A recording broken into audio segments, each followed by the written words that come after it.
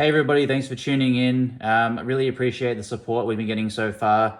In the short time that we've been set up with this channel, we've already gotten quite a few likes and subscribers, so really appreciate the support. Keep sending it our way, it'd be really appreciated. Today I'm just going to do a small tutorial on how to set up the One Piece trading card game. I'm not going to go through play by play. That can be done at a later date. This is just to show you how the setup of the game starts and what you need to actually play the game.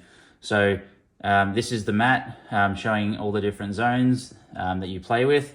To my left top corner, you've got your life area, we've got your character area, your leader, your stage area, your deck, your trash, your Don deck, and your cost area. I will put an example of each card into each of these areas later on, but that just sort of shows you the setup. What you need to start is 50 cards in your deck, no less, no more. 1 leader, 10 Dons, and I will show you an example of the leaders you can have. So the leaders are divided into 6 color brackets. So you have red leader, green, blue, yellow, purple, and black. Now, the reason they have different colors, for one, obviously it has many different gameplay mechanics, but it's also to determine what cards you can put into your deck.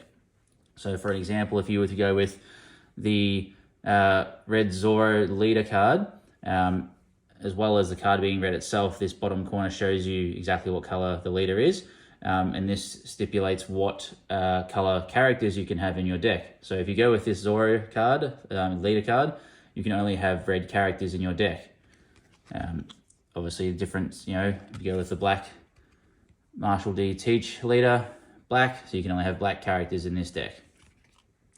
The leaders can also, there are some leaders where the colors are multi, so you may have a red and yellow leader, which means you can have red and yellow characters. The leaders have, in the bottom right hand corner, the amount of life that you can have, which I will explain later on how to actually implement that. This is their power at the top, and they obviously have an effect as well, which I'll get into at a later date. It's good to know that with so many different colors, you can sort of experiment and try with different decks to see how they all play, as each leader has more specific involvement on certain parts of how to play the game. There are also event cards. Event cards are once-off effect cards, which you can use to help turn the tide in the battle. Once played and once the cost in the top corner has been paid, activate the effect and then send the card to the trash.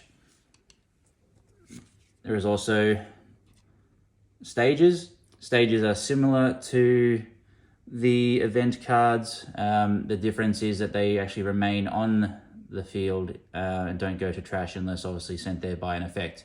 So the same deal, you use the required cost in the top corner to place it down into the stage area, and then you can use its effect as stipulated on the card. We have 3 samples of character cards. These are all red, so these could all go into the Roronoa Zoro leader deck. The costs vary from 1 up till 10 obviously being the stronger cards. So if you see this Chopper being a 1 cost, he only has the 1000 attack. Obviously his effect is blocker, but that's a thing for later, but obviously the low power due to the low cost. And then as you get higher and higher, Marco is a 5 cost with 6000 power, and then Shanks is a 10 cost with 12,000 power. Characters go in the top section up here, and during the game you can only have a max of 5 characters. If you ever want to put a 6th out, you just replace it with one of the cards that are currently out. So if you didn't want to put out the Chopper anymore and you already had 5 out there, you just replace the Chopper with who you want. So the cost, which I mentioned on the last few cards, comes down to your Dons. So this is what a Don card looks like. There's many different forms of artwork for them, but they all have the same your turn plus 1,000. Basically, the Dons are your currency, but also can be used as power up.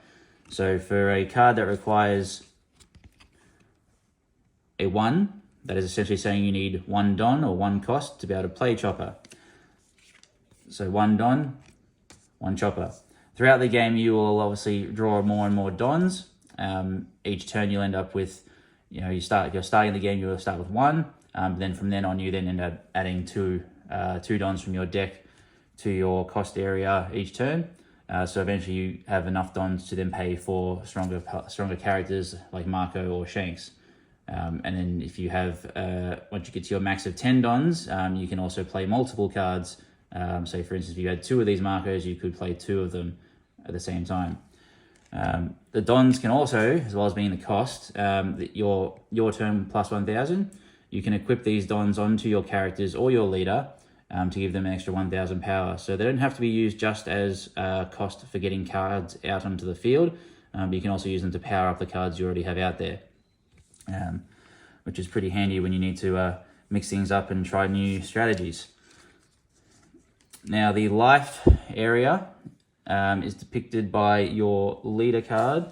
So if we have a look here at Zoro, how he says you have 5 life. So what you would do at the start of your game, you would draw your cards from your deck.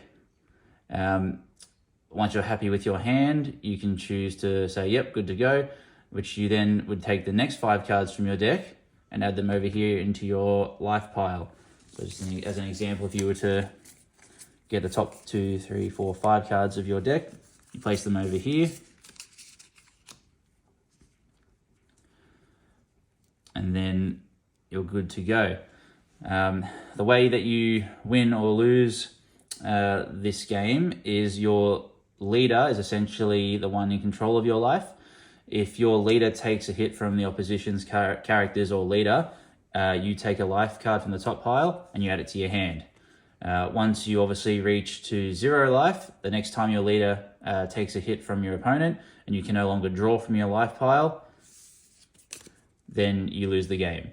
Some leaders have different variations of life. Some have 4, some have 3 or 2. It depends on the leader and the type of deck that you're playing with, as some decks look at actually adding and removing life cards to make your deck or your turns even stronger.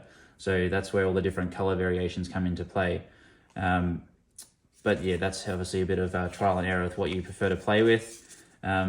Zoro is a very red decks are generally more just attacking types. They like to just sort of get out there and attack as quick as possible with low cost and high attack power. But other colors do different things that are a bit more technical around the board.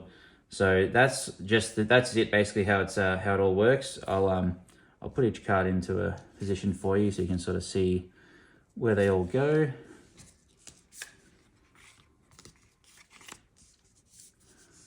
The artwork on some of these cards are really amazing. There's so many variations of the same card that you feel like you can collect the same card 4 or 5 times. But I love this Marco one. It's really cool. The Dons will go here, and as you add Dons from your Don deck, they also go into this area. This would be your trash after, say, Marco gets KO'd from an opponent. He just goes into the trash. Your deck would go here, and obviously depending on how many life you have, your life would be there. But that's basically it. I'm not going to get into the mechanics of what each effect does, how to attack, what happens once you've used your Don as a cost for getting characters or using them on your leader character for the 1,000 power. But that's basically the general gist of how you set up the game and what cards you need. Obviously, you like to have a good spread of low cost to high cost characters, because if you have nothing but high cost characters, you'll never get anything out in the early stages of the game. So it's good to mix it up, just to keep a bit of spread, so that you can sort of always have a move to make at the start, mid, and end of the game. So yeah, that's the setup.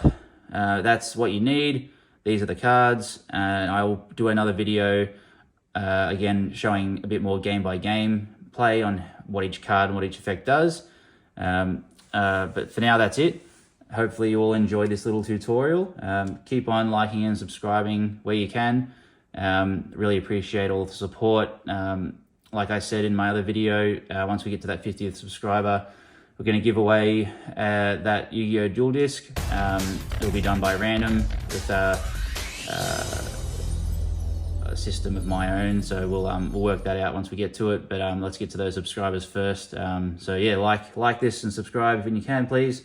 And I look forward to seeing you all again. If you have any suggestions on cards or anything you want to see, send a comment into this video for me and I'll have a look and see what we can do. Thanks, guys.